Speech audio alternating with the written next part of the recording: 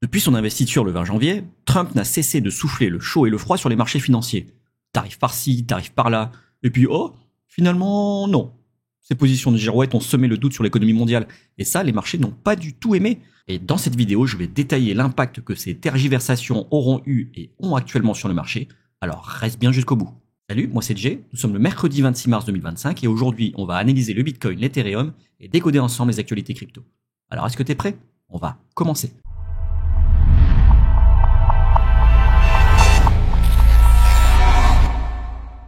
J'en profite pour te rappeler que si mes vidéos te sont utiles, dis-le moi en commentaire, lâche un like, abonne-toi et active la cloche pour ne rien rater des prochaines actualités crypto.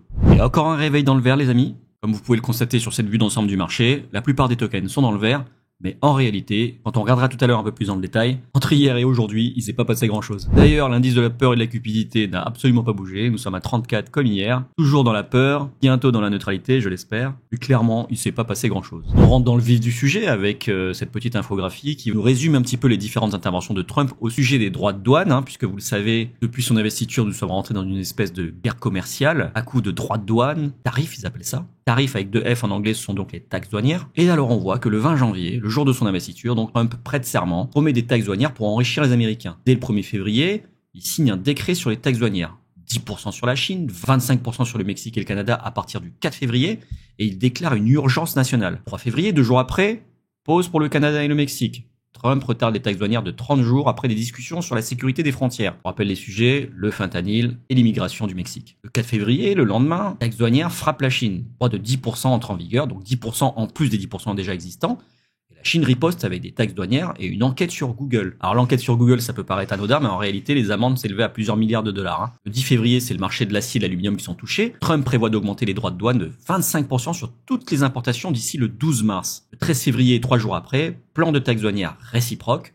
Trump annonce une nouvelle politique de droits de douane pour s'aligner sur les taux des autres pays, l'Inde et l'Europe dans le viseur. 2 semaines après, le 4 mars, les taxes douanières entrent en vigueur. 25% sur le Mexique et la plupart des biens canadiens, 10% sur l'énergie canadienne, 20% sur la Chine. Les 3 pays promettent des représailles. 5 mars, l'industrie automobile est exemptée. 1 mois de délai sur les taxes douanières Canada-Mexique pour les constructeurs automobiles américains. 6 mars, le lendemain, exemption élargie. Trump retarde la plupart des taxes douanières Canada-Mexique pour les biens de l'USMCA. Également, le droit de douane sur le potache est réduit à 10%. Alors, pour rappel, l'USMCA, c'est un accord commercial entre les États-Unis, le Mexique et le Canada. Il est rentré en vigueur en 2020 et il vise à réguler le commerce entre ces 3 pays, notamment en réduisant les barrières douanières et en favorisant les échanges. Et alors, le potache, ou potasse, c'est un sel riche en potassium, utilisé principalement comme engrais en agriculture pour améliorer la croissance des plantes. C'est une des ressources clés, notamment extraite au Canada, qui est l'un des plus grands producteurs mondiaux. Alors ensuite, 4 jours après, le 10 mars, la Chine riposte à nouveau. Nouveau droit de douane de 15% sur les produits agricoles américains. Les marchés chutent. Wouhou! 2 jours après, le 12 mars, hausse des droits de douane sur les métaux. 25% de droits de douane sur toutes les importations d'acier et d'aluminium. L'Union européenne annonce des représailles. Le lendemain, le 13 mars, Trump, cette fois-ci, menace de taxer le vin et le champagne français à 200%. Ah oui, il se plaignait que le whisky américain était taxé à 50% en France. Alors je dis la France, il a dit l'Europe, mais évidemment, c'était la France qui était visée. Et alors là, le 18 mars, le ton sur les taxes douanières s'adoucit. Le Trésor propose des taux de droits de douane flexibles et négociables par pays. Et enfin, le 24 mars, les marchés rebondissent, les investisseurs retrouvent confiance et Bitcoin retouche les 88 000 $ après s'être fait une belle frayeur sur les 76 000 $. Donc vous voyez, mine de rien, Trump, avec ses tergiversations, a bien fait bouger le marché. On l'a vu tout au long des vidéos que j'ai pu faire jusqu'à présent. Entre son investiture qui était là le 20 janvier où le Bitcoin avait touché 110 000 $, et son bottom là à 76 000 $, vous voyez, le Bitcoin a cessé de chuter. Et ça reflète bien l'incertitude qu'il y avait sur les marchés. Alors vous avez même ici, vous voyez, ces 2 grosses mèches. Ça, c'était le dimanche 2 mars où Trump a annoncé, alors que tous les marchés étaient fermés, que les US allaient constituer une réserve stratégique de crypto-monnaies. Alors au début, il avait cité que Solana, Ripple et Cardano. Après, il s'est rattrapé, il a dit qu'effectivement, il y aurait également du Bitcoin et d'Ethereum. Donc pendant tout le week-end, on avait eu une belle poussée haussière et dès l'ouverture le lendemain, on a été complètement ravalé. Si ça, c'est pas de la manipulation de marché, je ne sais plus ce qui en est. Alors, la nuit suivante, plutôt sympa pour la France, on a Bourse-Banque qui a annoncé l'intégration de plusieurs produits dérivés crypto-monnaies, marquant un tournant historique pour ses 7,2 millions de clients. Ça veut dire que les utilisateurs français peuvent désormais investir dans des ETP crypto tels que CoinShares Physical Bitcoin et d'autres, offrant une opportunité extraordinaire d'accès aux actifs numériques, ce qui était effectivement beaucoup plus compliqué auparavant pour le commun des mortels. Ouvrir un compte sur un exchange crypto, fournir son KYC, convertir ses euros en crypto-monnaie, tout ça c'était bien compliqué avant.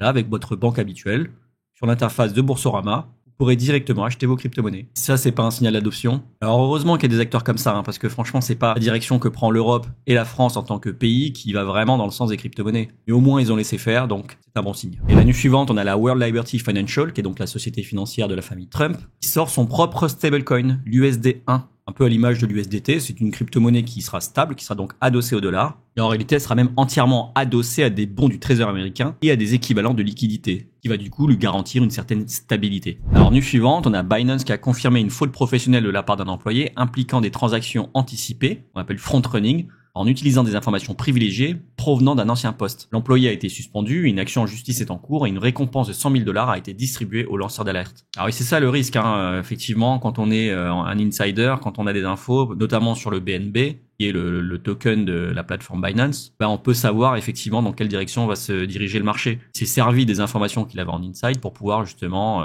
spéculer à la hausse ou à la baisse sur le token. Alors vous voyez à quel point donc les exchanges veulent montrer patte blanche et effectivement donner un exemple quand il s'agit de fraude, etc. Mais vous voyez, au Congrès américain, on a les sénateurs, eux ils se gênent pas, ils ont toutes les informations à l'avance et ça leur permet d'acheter les bons stocks, les bonnes actions avant qu'elles explosent, justement avant qu'ils sortent une loi qui va faciliter leur montée ou leur croissance. Ça c'est totalement autorisé aux États-Unis. Par contre, effectivement, ils doivent le déclarer. Donc il y a un site officiel où on peut suivre toutes les positions qu'auront prises les sénateurs qui vous permet effectivement de copier leur portefeuille. Alors il y a un décalage malheureusement entre la prise de position et le moment où ils publient, à peu près 30 jours, mais sur du long terme effectivement ça peut ne pas être complètement déconnant de suivre ce que font les sénateurs américains. Alors news suivante, on a donc Glassnode qui nous dit que plus de gens détiennent des BTC avec des petites pertes, moins des gens ont des BTC avec des gros profits. Ça montre que le marché ralentit mais sans s'effondrer complètement, sans capituler. En fait c'est un rééquilibrage qui se fait. Les personnes qui avaient du Bitcoin en gros profit, ils ont pris leur profit, ce qui a fait un peu chuter le marché. Et les personnes qui étaient en perte, par exemple, ils sont rentrés à 100 000 $, ils ont racheté la chute,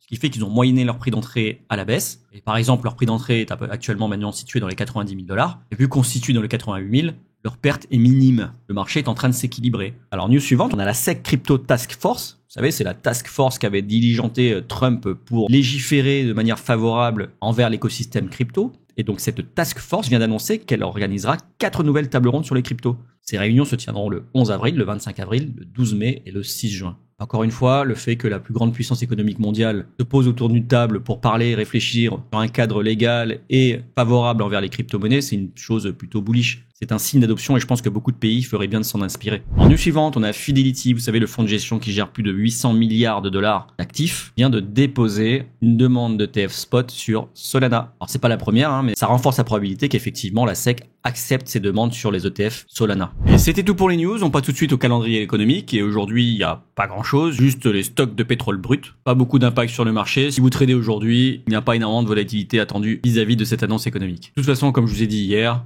ça commencera à bouger à partir de jeudi où on aura le PIB et les inscriptions hebdomadaires au chômage, mais surtout vendredi où on aura le PCE Core. Et comme je vous le rappelle, le PCE Core avec le PCI sont donc les deux indices principaux que regarde la Fed pour arbitrer sur la baisse, la hausse ou le maintien des taux directeurs. En plus de ça, vendredi, on sera donc journée de fin de semaine, de fin de mois. La volatilité attendue vendredi sera donc extrême. Mais pour aujourd'hui, pas grand chose. Vous pouvez trader tranquille. Concernant les inflows et les outflows sur les ETF, sur Bitcoin, on a pour le 7e jour consécutif encore des entrées, donc 26 millions de dollars qui sont entrés sur les ETF Bitcoin. En revanche, sur Ethereum, c'est 3,3 millions qui sont sortis. Pour le coup, ça doit bien faire une bonne dizaine de jours qu'on est dans le rouge.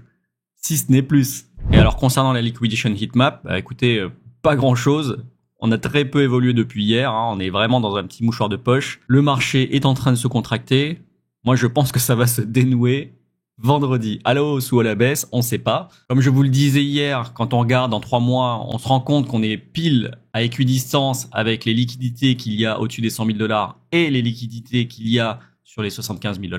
Donc il est assez difficile de prédire dans quelle direction va aller le prix. Est-ce qu'on va d'abord aller chercher les liquidités en haut ou en bas? Difficile à dire. Mais quand on passe en analyse technique et qu'on ouvre donc le Bitcoin en daily ça veut dire que chaque bougie représente une journée, on se rend compte qu'on est dans un canal baissier. Et que, comme vous voyez, à chaque fois qu'on touche le haut du canal, on revient toucher le bas, on retouche le haut, le bas, le haut, le bas, et là on arrive sur le haut. Donc les probabilités de repartir en bas sont effectivement très élevées. Et du coup, graphiquement, tout concorde. On se rend compte qu'effectivement, il y a un fair value gap daily qui est sur la zone des 72 000 $, 73 000 $, ce qui correspondrait exactement avec la zone de liquidité qu'il y a ici. Et donc, il va très certainement falloir prendre encore son mal en patience, puisqu'il y a de fortes probabilités qu'on se retrouve encore dans le rouge, qu'on aille chercher le plus bas, qu'on aille donc encore plus bas que la fois précédente, on avait déjà très très mal. Alors, je vous laisse pas imaginer le carnage sur les altcoins, hein, parce que si le Bitcoin descend, pour lui, c'est pas très grave, hein, 73 000 $, on reste toujours en tendance haussière.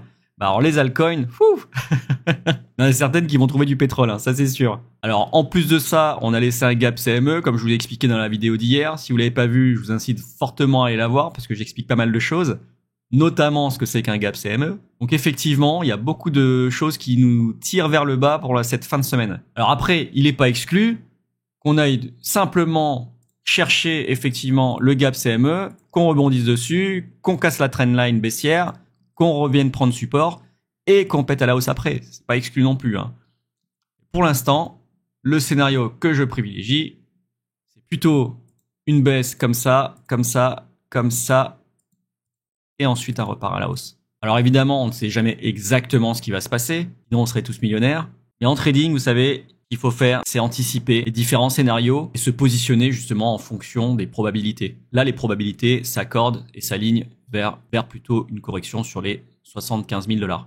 Alors, concernant le trading justement tout à l'heure, juste avant de tourner la vidéo, j'étais en train de la préparer, je regarde rapidement l'Ethereum et qu'est-ce que je vois? Donc une belle tendance baissière. On fait des plus hauts qui sont de plus en plus bas, des plus bas qui sont de plus en plus bas. Et là, pareil, on fait encore un plus haut qui est plus bas que le précédent, mais juste après, on fait un plus haut qui est plus haut que le précédent. Et donc là, je me dis, ah, potentiel retournement. Et je me dis, bah, avant de commencer à tourner la vidéo, on va essayer de prendre un petit trade. Et donc, je prends mon outil de retracement de Fibonacci. Je le trace du précédent lot jusqu'au top.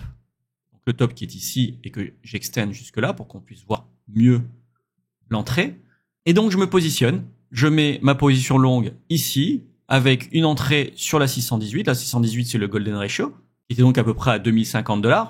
Et je mets mon stop loss sous le précédent lot qui était là. Et après, je suis pas très gourmand, je veux TP sur la VWAP. Donc j'ai posé ce trade là juste avant la vidéo. Et qu'est-ce que ça a fait? Le prix est parti dans ma zone rouge au départ, mais n'a pas été assez loin pour toucher mon stop loss. Et pendant que j'étais en train de tourner, qu'est-ce que je vois? Finalement, ça remonte pour toucher mon take profit. Et donc sur ce trade, j'ai pris, vous voyez, un risk-reward ratio de 2,1. Donc en réalité, j'ai risqué 100 $.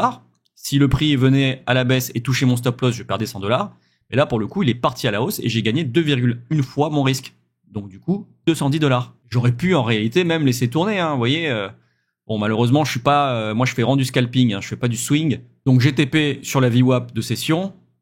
Ça me convenait déjà très bien. Et en trading, vous savez, c'est très important d'avoir un risk-reward positif. C'est-à-dire que quand vous gagnez plus que vous perdez. Qu'est-ce que ça implique? Par exemple, le fait qu'on gagne 2 fois plus que quand on perd, parle en montant, et ben ça implique que vous n'avez pas besoin d'avoir un win rate trop élevé. Là, dans ce cas précis, quand on gagne et qu'on gagne 2 et que quand on perd 1, et ben il suffit d'avoir une stratégie avec un win rate de 33% pour être à break-even. Break-even, c'est-à-dire à zéro, à l'équilibre. Mais si en plus, effectivement, vous arrivez à avoir raison plus de 50% du temps, et ben sachez que vous serez profitable. Puisque quand vous gagnez 2 fois ce que vous perdez. Bon, c'est pas très clair dit comme ça, mais je vous ferai une vidéo qui parlera exclusivement du risque et du money management, de manière à avoir une stratégie, mais également une gestion de son capital de trading, de manière à maximiser ses chances de survie sur le marché. Parce que n'oubliez pas que quand vous tradez contre d'autres traders, qui sont souvent plus expérimentés, meilleurs que vous, puis aussi mieux équipés, hein, parce que il y a du trading algorithmique qui sont faits par les grosses sociétés de fonds de gestion, et vous pouvez pas rivaliser en fait, vous pouvez pas rivaliser.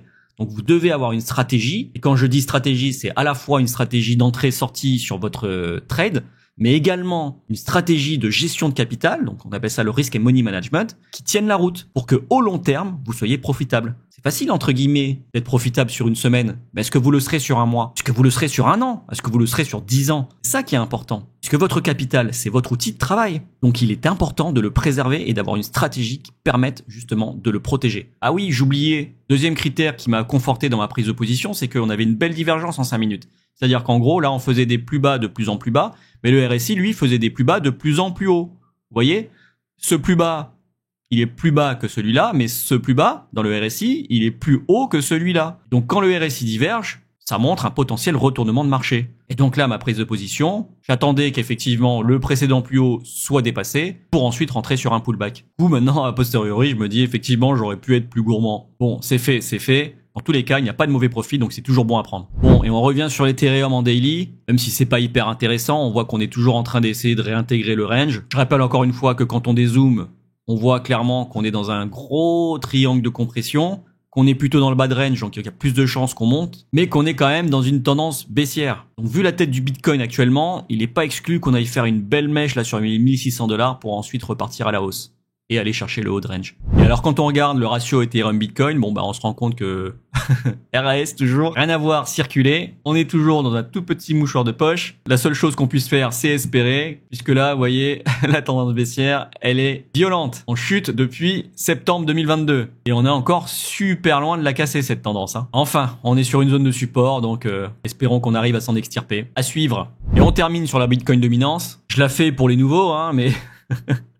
Qu'est-ce qu'on s'ennuie? Alors je rappelle justement pour ces chers nouveaux que la Bitcoin dominance est la force que représente le Bitcoin sur le reste du marché. Plus elle est haute, plus le Bitcoin est fort par rapport aux altcoins. À l'inverse, plus elle est basse, plus les altcoins sont fortes par rapport au Bitcoin. Et là, de quoi on a besoin, nous? On a besoin qu'elle chute, de manière à ce que, effectivement, les altcoins reprennent un peu de belles couleurs. Mais je tiens encore une fois à souligner que si la Bitcoin dominance chute, ça ne veut pas dire que le Bitcoin est en train de chuter. Ça peut aussi vouloir dire que le Bitcoin monte, mais il monte moins vite que les altcoins. Ça a été le cas notamment post-élection, vous voyez cette belle chute, puisque le Bitcoin, lui, augmentait tranquillement de 30%, mais à côté de ça, on avait des altcoins qui augmentaient de 300, 400, 500%. Donc effectivement, le Bitcoin augmentait, mais moins vite que les altcoins, du coup, sa dominance chutait. Et là, sur cette mèche-là, par exemple, qui avait eu lieu le 3 février, la dominance était montée en flèche. Ça veut pas dire que le Bitcoin était en train de monter, au contraire, là le Bitcoin était en train de chuter sévère, mais les altcoins chutaient 3 fois plus vite. Du coup, la dominance du Bitcoin est montée drastiquement pendant cette période-là, enfin même cette journée. Et c'était tout pour aujourd'hui. Si cette vidéo t'a plu, dis-le moi en commentaire, lâche un like, abonne-toi et active la cloche pour ne rien rater des prochaines actualités crypto. Allez, cheers!